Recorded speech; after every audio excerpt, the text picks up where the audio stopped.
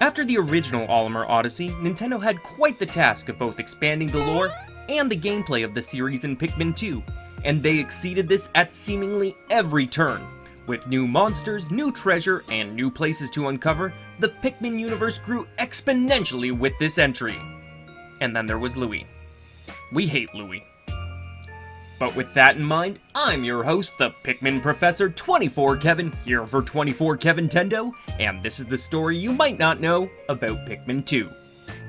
Unfortunately for us, the manual is basically no use to us here, so we had to rely on all the information coming from in-game, so on with the lore! Hokotate Freight is a long-haul deep space shipping company. One day, its only employee of any merit, Captain Olimar, crashed on an uncharted planet while on an interstellar vacation. There, he was aided by indigenous creatures, which he called Pikmin. In the end, Captain Olimar escaped. But in Olimar's absence, his employer, Hokotate Freight, ran into financial difficulties. Olimar, I'm so glad you're safe. Yes, very glad, quite glad, but sadly, I have an announcement that is not so glad.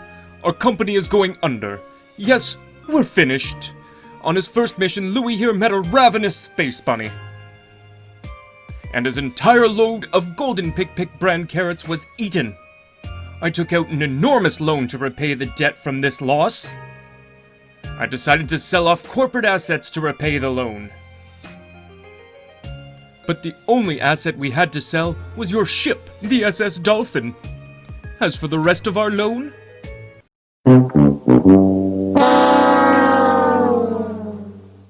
we have no means to repay it. In his shock and horror, Olimar dropped the bottle cap he brought back for his son. Olimar, what is that? You brought that back as a souvenir for your kid? Almost on cue, the spaceship pulled up the newly found treasure and began to analyze it. Initiating valuation of recovered treasure, the artifact is worth 100 Pokos. This thing is worth 100 Pokos? That's more than a year's salary! What? There are more on that planet? They can repay our debt! Louie, you dolt! Look alive! You must depart immediately, with Captain Olimar! Armed with the love of his family, once again our intrepid adventurer heads out with the hindrance known as Louie back to PNF 404.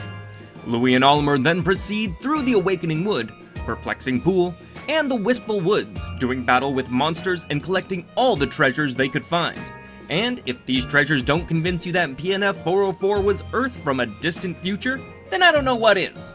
Back to topic though, after collecting enough treasure to save the company, Olimar and Louie take off. While Olimar looks back to reflect on his Pikmin friends, he realizes that he somehow left Louie on the planet. Seriously man, this guy. During the credits, we actually see Louie hopelessly meandering around PNF 404, just sort of wandering around, not doing anything of note, sort of looking for something almost. Olimar returns to his home planet and informs the president that there is more treasure, and that he left Louie there. But, much like any sane person, the president doesn't care about Louie, and just wants to get the treasure and decides to travel with Olimar himself.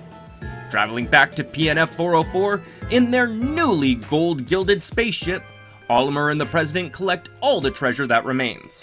Eventually, the player comes across the worst guy himself just lounging on a giant pile of treasure. Louie. Or so we would think. The final boss of the game emerges from the ground and Louie remains unconscious on top of his body. In one of the most grueling fights of the game, Olimar and the president come out on top. Leaving the planet behind, 3 onions escort the adventurers off the planet as they return home. Quite the odyssey, wouldn't you say? Well, it doesn't quite end there. You see, after completing all the challenges mode, we unlock one final cutscene called Louie's Dark Secret. In it, we learn that, in fact, it wasn't a giant space bunny that ate all the carrots. It was Louie himself that bankrupted the company. And now you know why we hate him. If it wasn't for Louie, we would have never have had any of the debt. Olimar would still have his ship, and Olimar's family life would be a heck of a lot more stable. Not only that, but there's kind of the elephant in the room to talk about. There's been a long-standing theory in the Pikmin community that the final boss battle isn't actually with the Titan Dweevil. It's in fact with Louie, who's in control of the Titan Dweevil the whole time. Interestingly enough, once the Titan Dweevil was defeated, Louie somehow becomes a collectible known as the King of the Bugs. Once obtained, Olimar's journal has some interesting notes on the situation. Louie is back! Somehow he survived a horrific ordeal with a freakishly large weapon-wielding Titan Dweevil. I entered a hole with an army of ferocious Pikmin, grimly determined to save Louie from the Titan Dweevil, but it seemed that he was perfectly fine all along. I can't understand how he managed to avoid being eaten. He's always had an unusually close connection with insects, and I know he loves to cook them. Maybe he wasn't kidnapped after all. Could he have been controlling that beast all along? No, that's craziness. Although, he does insist that we now address him by his proper title, the King of the Bugs. I know that's just speculation on Olimar's part, but his observations in-game have been pretty astute so far, so it's kind of hard to doubt him. And if we want even more details, however, you need to go to the sales pitch for the King of the Bugs, because it states, a new employee of the Hokotate Freight, Louie is often silent. Nobody knows what thoughts lurk in his mind. He appears to operate on the same wavelength as insects, often with dangerous results. After he was kidnapped, he somehow managed to hijack a colossal insect's brain. Well damn, there you go. Pretty cut and dry. This could also help account for why the Titan Dweevil had such strong armor. It was just Louie collecting treasure to beef himself up. The question that remains then, why does Louie have the ability to control insects? And why is he now referring to himself as King of Bugs? Well, as we spoke about last episode, Olimar seemingly has a connection with Pikmin due to his fondness for Pikmin carrots. This altered his biological state, granting him the power of communicating with Pikmin. And thanks to Louie's description, we now know that it was also on a specific wavelength. Also, in the bad ending of Pikmin 1, we see that he can actually become a Pikmin, seemingly indicating a biological connection to them. Well, throughout this game, while Olimar is giving his notes on how to defeat the enemy and describing them, Louie actually decides to inform you on how best to prepare an insect. To eat. So logically, if consuming Pikmin carrots, which are somehow related to Pikmin, cause Olimar and co. to have the ability to control Pikmin, then hypothetically, eating bugs could help Louie control insects on this planet. Now, I know that Louie wouldn't exactly have access to these insects unless he was on the planet from birth.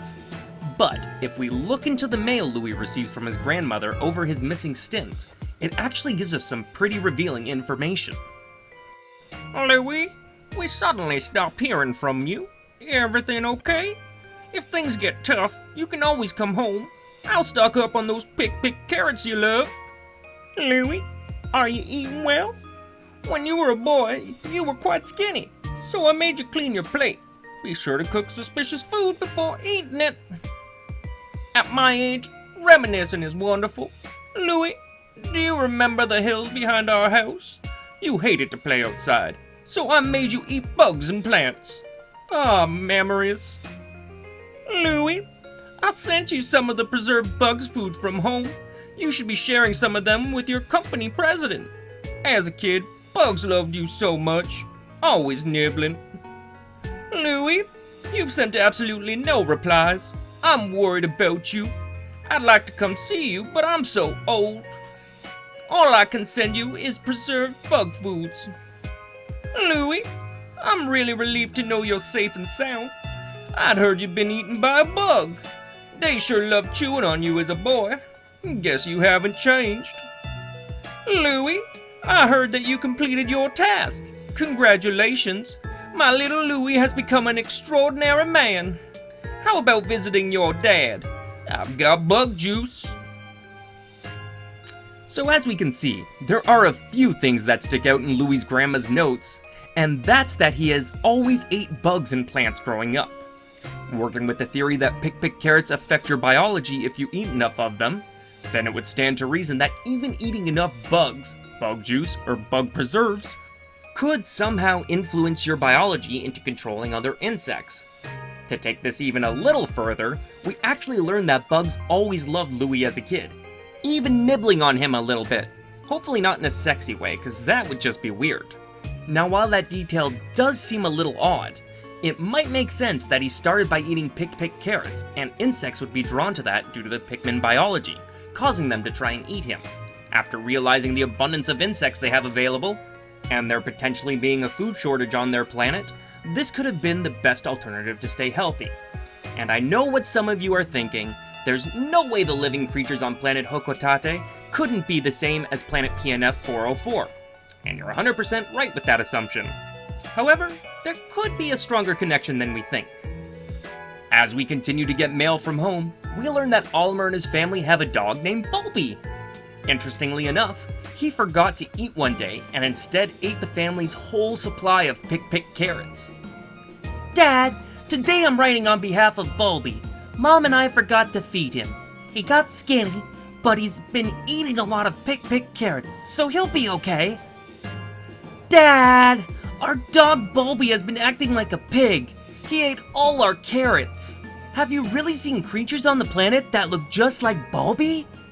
Wait, what was that last part? That look just like Bulby? Well, since we don't have a picture of Bulby, I would have to assume that Bulby is similar to a Bulbor, which would mean that some form of these creatures do exist on Hokotate. Yeah, that's right, you might have been slaughtering dogs this whole game and turning them into Pikmin. How does that make you feel? To add on to that, it's quite obvious that Bulby seemingly has an unquenchable hunger towards pick carrots, drawing yet another similarity between the two worlds. If an insect like Bulby can make it to the planet and survive as a breed of dog, then it would stand to reason that other insects could also be found on Hokotate, that also have the same genetic code as the insects on PNF 404, ultimately giving Louie the power to control these insects, similar to how these creatures can control Pikmin.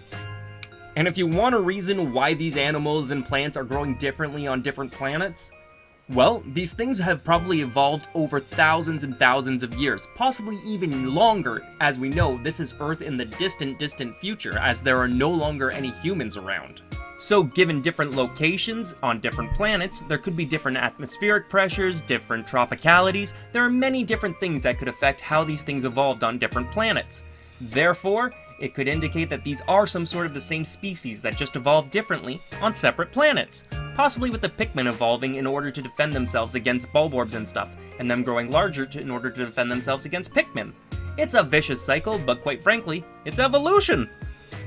In conclusion, Pikmin 2 took a really dark turn in terms of lore for the franchise, resulting in us chasing the almighty dollar, questioning free will in animals, possibly causing animal cruelty, and learning that the people you trust could be some of your biggest enemies. And this is why we hate Louie. None of this would have happened without Louie. But that is all the time we got for today's episode. I hope you're all excited for Pikmin 3 Deluxe tomorrow. I really can't wait to get that game in my hands. It is an absolute blast so far in the demo, and the full feature mode is going to be even better with the extra challenges and more lore with the story of Olimar and Louie crashing. Oh, I can't wait to see. I'm too excited, and then we got a Pikmin 3 video coming out after. Anyways, don't forget to subscribe, everyone. I should have another video out actually relatively soon in regards to the Hyrule Warriors game. I got some pretty interesting things to bring up about the demo on here. But thank you all for watching. For everyone here at 24KevNintendo, I'm your host, 24Kevin. See you guys next time. Hope y'all had a great day. Bye!